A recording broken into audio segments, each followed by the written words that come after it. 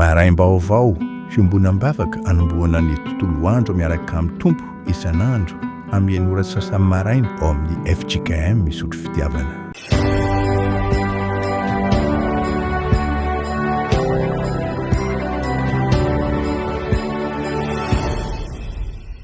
Aminareo ry havana ny famindrampo sy ny fiadanana ary ny firaisana amin'ny fanahy masina. Ndeha hitsangantsika ny salamy fahaenina amby efapolo andininy voalohany hatramin'ny fahatelo no tonontsika ho fideranan'ny tompo aorian'ny vavaka vao hipetraka ny fiangonana. Salamy fahaenina amby efapolo hoy ny mpanao salamo: Andriamanitra no aro sy hery ho antsika, mpamonjy mora azo indrindra amin'ny fahoriana izy, koa izany tsy atahorantsika na dia ho levona aza ny tany, na mifindra ao anatin'ny ranomasina aza ny tendrombohitra, na mirondrona sy misamboaravoara aza ny onjany, ka miroro ny tendrombohitra no ny fisavokany. Amen. Hivavaka isika. Mideranao zay Andriamanitra no ny fahatsaranao, ary miseho amin'izay hitany masonay raisy ny tananay dia avy ny tongotray ireny. Misaotranao zahay no ny fitiavanao, no ny famindramponao, azonay isitrahana isan'andro mandrakariva. Raha vao ny fomaraina izahay dia famindrampo vaovao no natolotra ho anay. Ny tantananay tamin'ny tanagavanan'ny fahamarinanao ho tonga eto amin'izao toeran'izao ianao, ary tsy namelanay hitaredretra tany amin'ny toeran-kafatany. Tiana masina anay mpanota ianao, ary misaotra anao fa ho an'izay mibebaka marina amin'ny fotorotoro sy mangorakoraka dia indro ny tananao tsy fohy fa mahavonjy, mitsotra mandray azy ampitiavana. Ampitiavana tokoa no andraisanao anay eto amin'izao fiaraha-mivavaka izao. Koa dia mananteny izahay fa eto ianao hiaraka aminay tsy hamela ny fiangonanao irery, haniraka ny fanahy masina mba hampahatsiaro anay ny sitraponao avy amin'ny soratra masina hovakiana, ny afatra avy amin'izany, ary hampahalala koa fa manapaka amin'ny fahefanao ianao ilay tompo atononay. Dia valio ny vavakay tompo amin'ny anaran'i Jesoa. Amen. Tantara faharoa toko faharoapolo andininy voalohany hatramin'ny faharoa ambin'ny folo. Tantara faharoa toko faharoapolo andininy voalohany hatramin'ny faharoa ambin'ny folo. Amin'ny anaran'ny tompo, ary noho ny afaka izany dia aviady tamin'ny Josafata ny taranaka Moaba sy ny taranaka Amona mba amin'ny any ankoatry ny Amonita. Ary nisy tonga tao nanambara tamin'i Josafata hoe: indreo misy olona betsaka avy any andafin'ny ranomasina dia avy any Siria ho aviady aminao, ary indreo izy ao Azezona Tamara enjedy zany. Dia natahotra Josafata ka nanatrika tsara hitady an'i Jehova sady niantso andro fivadikanina ho an'ny tanin'ny Joda rehetra. Dia niangona ny Joda hangataka famonjena amin'i Jehova, eny avy tamin'ny tanan'ny Joda rehetra hitady an'i Jehova izy. Ary Josafata nitsangana teo amin'ny fiangonan'i Joda sy Jerusalema, tao amin'ny tranon'i Jehova teo anoloan'ny kianja vaovao, ka nanao hoe: ry Jehova, Andriamanitra ny razanay, tsy ianao va no Andriamanitra ny an-danitra? Eny ianao no manapaka amin'ny fanjakan'ny jentilisa rehetra, ary eo an-tananao ny hery sy ny fahefana, ka tsy misy mahasakana anao. Ry Andriamanitra io, tsy ianao va no nandroaka ny mponina tamin'ity tany ity hiala teo anoloan'ny Israely olonao, ka nanome azo mandrakizay ho an'ny taranaka Abrahama sakaizanao? Ary noho ny taty izy ka nanao fitoerana masina teto ho an'ny anaranao, sady nanao hoe: raha manjoanay ny loza na sabatra na famalina na arety mandringana na mosary, ary hitsangana manatrika ity trano ity sy eto anatrehanao izahay, fa ny anaranao amin'ity trano ity, ka hitaraina aminao amin'ny fahorinay, dia hiaino ianao ka hamonjy. Koa indreo ny taranaka Amona sy Moaba any avy any tendrombohitra Sera, dia ilay tsy navelanao ho tafian'ny Israely, fony izy nivoaka avy tany amin'ny tany Egipta, ka nivily fa tsy nandringana azy. Nefa indreo izy mamala ratsy anay, ka avy androka anay amin'ny lova nomena ho anay. Ry Andriamanitra io, tsy tsara azy va ianao fa izahay dia tsy manan-kery hanohitra ireo olona betsaka ireo izay avy amelanay ko tsy hitanay izay ataonay fa ianao no andrandray ny masonay. Amen. Ray masonao manamasinanay amin'ny fahamarinana, ny teninao no fahamarinana. Amen. No ny fitarian'ny fanahy masina izao afatra izao dia ampahery antsika hiatrika ny fiainantsika andavanandro. Tantara ny fanjakan'i Josafata raha mamaky eo aloha kely eo isika mba raha ny soratra masina mantsy no hoe no ny afaka izany. Inona le afaka? Ny fanavaozana nataon'ny mpanjaka ka nanendre ny tompona andraikitra samihafa teo amin'ny fanjakana mba hitondrana fiadanana ho an'ny fanjakana. Mpanjaka faefatra tao amin'ny fanjakan'ny Joda i Josafata, ny hevitry ny anarany dia ny hoe Andriamanitra no mitsara. Izany hoe tsy hamaly ny fahavalo Josafata fa miankina sy manankina ny adiny amin'Andriamanitra ary feno fahatokiana an'Andriamanitra. Fahavalo anankitelo rehefa eritreretina fa nilamina tsara ny fanjakana vita ny fanavaozana, fahavalo anankitelo indray miranoranona manatombotra ny fanjakan'i Josafata. Voalaza eo amin'ny andininy voalohany ny taranaka Moaba, ny taranaka Amona ary ny avy amin'ny firenena atsinanany. Ry ambany dia hoe Meonita. Izavy mora eo efa mpatsivona antsika hatrany hatrany ao anatin'ny fandiniana soratra masina fa raha miteny hoe Moabita dia ny taranaka Lota tamin'ny zanany vavy voalohany izany. Hafahafa e? Raha miteny hoe Amonita dia ny taranaka Lota tamin'ny zanany vavy faharoa. Ary Meonita raha mijery ery amin'ny andininy fahafolo ery isika misy teny hoe avy any atendrombohitra Sera dia ny ampahany amin'ny foko Edomita, izany hoe ny avy amin'ny taranaki Esau. Samy olona akaiky ireo raha teny fikasana no resahany, saingy tonga fahavalony vahoaka an'Andriamanitra. Eto amin'ity soratra masina ity dia azontsika tsoahana lohahevitra tokana, na dia azo anambanana lohahevitra maromaro azy. Lohahevitra tokana miaingy amin'ny lohahevitry ny perikopa hoe manapaka amin'ny fahefan'ny tompo, ka ilazana hoe tsy ny hamaroan'ny fahavalo no inona fa ny alehibe ny fahefan'Andriamanitra. Tsy ny hamaroan'ny fahavalo no inona fa ny habe ny fahefan'Andriamanitra.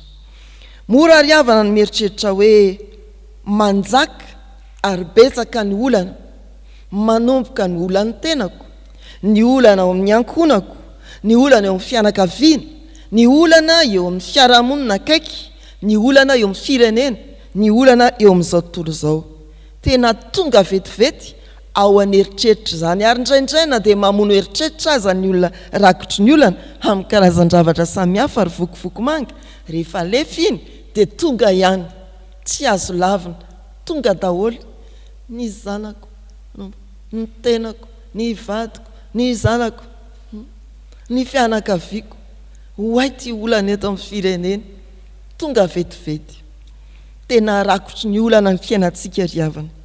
Ho an'i Josafata sy ny fanjakana dia ireo firenena anankitelo no manemitra azy atao anatin'ity perikopa ity.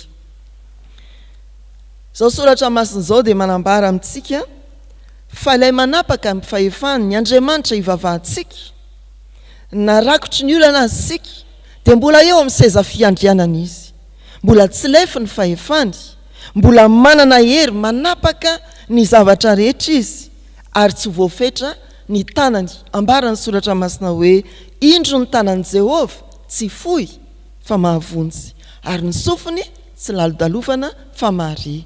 Ny Isaia 7:50 andininy voalohany indrindra.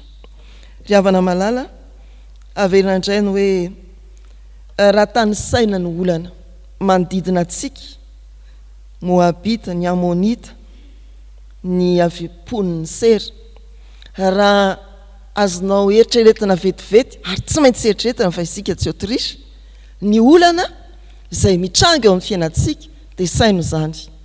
Raha ohatra ka ireto ihany le izy dia miarabanao, raha mihoatra nyreto mampahery anao, raha makeny amin'ny ratsan-tongotra dia tena hoe mampahery anao koa. Havana malala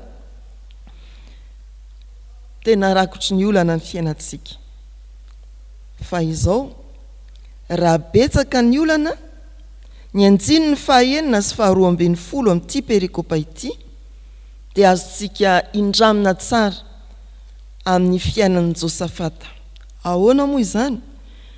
Hoy ny soratra masina, Josafata no mivavaka: ry Jehovah o Andriamanitra ny razanay, tsy ianao va no Andriamanitra ny an-danitra? Eny ianao no manapaka amin'ny fanjakan'ny jentilisa rehetra, ary eo an-tananao ny hery sy ny fahefana, ka tsy misy mahasakana anao. Ny andiny ny 12, ry Andriamanitra, tsy tsara azy va ianao? Fa izahay dia tsy manan-kery hanohitra ireo olana betsaka ireo, ireo olana betsaka ireo. Izay avy hamely anay, koa tsy hitanay izay ataonay, fa ianao no andrandray ny masonay. Olona moa ilay izy fa tsy maninona, azo ataontsika hoe olana koa. Tsy ampiery isika dia hiandrandra ny tompony fahefana. Tsy mahita vahaolana isika, ny olana no hitantsika manodidina, fa ny vahaolana dia hitantsika avy any ambony, avy amin'Andriamanitra. Raha tsy mahita vahaolana isika, jereo andrandrao Andriamanitra. Rehefa didin'ny olana isika, jereo ny tompo. Hoy ny soratra masina, mijery an' Jesosy Kristy tompo ny finoantsika sady mpanefa izany. Tao amin'i Jesosy Kristy avy nanehoan'Andriamanitra ny fahefany, olana vetivety, ny fahafatesana teo amin'ny hazo fijaliana. Fa ny vahaolana maharitra, Jesosy nitsangana tamin'ny maty, velona mandrakizay. Rehefa misy ady hatrehana dia miandrandra ny Kristy, ilay fanandresy na dia ny fahafatesana azy. Efa nahita vahaolana momba ny fahafatesana. Mifalia, tsy miafina aminao ny tavan'ny tompo, miandrandra dia ahita fandresena amin'ny ady hatrehantsika isika. Amen. Hivavaka isika ry havana. Manoloana ny olana sy ny ady maro manomboka amin'ny tenanay, ny manodidina anay akaiky, ary ny fiarahamonina sy izao tontolo izao nametrana ao anay, dia indreto izahay manolotra feno sy tanteraka, ny tahotra mitady amatotra, ny hoavinay izay mahabe fanahinanay. Indreto izahay manolotra tanteraka ny tenanay, hanompo anao finaritra, ary tario ny masonay, tsy hijery ny manodidina, fa hibanjana anao Kristy ilay tompo ny finoanay sady mpanefa izany. Misaotra ny amin'ny volana vaovao omenao anay, anokafanao anay ny masom-panahinay, fa Andriamanitra manapaka amin'ny fahefanao ianao. Volana atsiarovan'ny Malagasy, nanomezana ny fahafahana. Volana mbola iainanay ankehitriny ao anatin'ny fahatoran'ny fahantrana, ny fahatoran'ny fahotana koa azy, miariary eo anatrehanao ny amin'ny firenenay. Ianao ry tompo, ampanakery ny fahefanao amin'ny tompona andraikitra isan'ambaratonga, amin'ny vahoaka isan-tsokajiny, ka anjaka eto amin'ity firenena ity ny fahatokinanao, samy andrandranao ny tsiraray avy, tahaka ny tarian'i Josafata, ny fanavaozana, no atanterahany fiavaozana ara-panahy voalohany indrindra eto amin'ny firenenay, ary ny fiavaozana ara-piarahamonina sy ao amin'ny zavatra rehetra, mba hahafahana mahita fampandrosoana marina. Ny fiangonanao Andriamanitra dia hiasao amin'ny fanahy masina, mba hatoky ny fahefanao amin'ny zavatsarotra rehetra mety diaviny. Mivavaka ho an'ny kristianina isambatan'olona izahay, hitanao tsy miafina aminao tokoa, fa didin'ny zavatsarotra izy ireny dia ianao hanafaka, ianao no andrandraina hitondra famonjena ary ataovy mahay mandray ny andraikiny tandrify azy ny tsirairay. Mivavaka ho an'ny vita-batisa ny mpandray fanasan'ny tompo, ireo tompona andraikitra nomena ho asa fanompoana manokana izahay. Mivavaka ho an'ireo tompona andraikitra isan'ny drafitra avy amin'ny foibe ny sinôdam-paritany aty amin'ny isam-pitandremana izahay, mba toa ny Josafata izy ireny, hitaona ny olona hiandrandranao ao anatin'ny ady sy ny fahasahiranana samihafa. Apetraka eo ampelantananao ny fiainana manokana ary tompo, ny amin'ny ara-panahy, ny amin'ny ara-pahasalamana, ny amin'ny ara-ankohonana, ny ara-andraikitra izay mety hiantsoroanay zavatra mavesatra. Apetraka eo ampelantananao ny fianakavianay, ary tononay aminao ireo olona mpiara-miasa akaiky aminay, hifankahita aminay izy ireny amin'ity tontolo andro ity amakivaky herinandro. Toeram-piasanay tokoa no toy ny trano fonenana faharoa, ary dia ekeo hampanjaka ny fiadananao any amin'ireny toeram-piasana isan'isany ireny. Fangio ny mpanabe sy ny mpianatra isan-tsekoly amin'izao famaraparanana ny taom-pianarana iomanana amin'ny fanadinana fifindrana kilasy na ny ara-panjakana izao, ho amin'izy ireny ny tolotsaina sy ny fahendrena avy aminao. Azavela irery ireo mety manana fanahiana be ny amin'ny hoaviny, tanora na vita fianarana mbola mikaroka asa, ireo ray aman-dreny mety very hevitra ny amin'ny fitaizana sy fanabeazana, ireo tompona andraikitra ny orinasa ao anatin'ny krizy samihafa mety diavina. Tompo hankany amin'iza moa izahay, tsy leonay ny olana fa miandrandranao ny masonay. Ary izao koa izahay zanakao Andriamanitra, miandrandranao manonona ilay vavaka nampianarin'ny tompo manao hoe: rainay izay ny an-danitra, ho amasinina ane ny anaranao, ho tonga ane ny fanjakanao, atao ane ny sitraponao ety an-tany ho taky ny an-danitra. Meo anay anio ny anina sahaza ao anay, ary mamela ny elokay tahaky ny namelanay izay meloka taminay. Aza mitondra anay mifakapanahy, manafahanay miratsy, anao ny fanjakana sy ny hery ary ny voninahitra mandrakizay. Amen. Raha samby finoana ho tanteraka aminareo ny tsodrany tononona amin'ny anaran'ny tompo.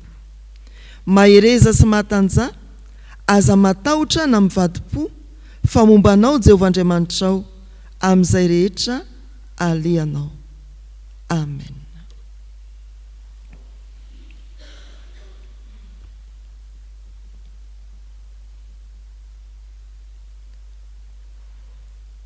Ho an'Andriamanitra irerianany ny voninay.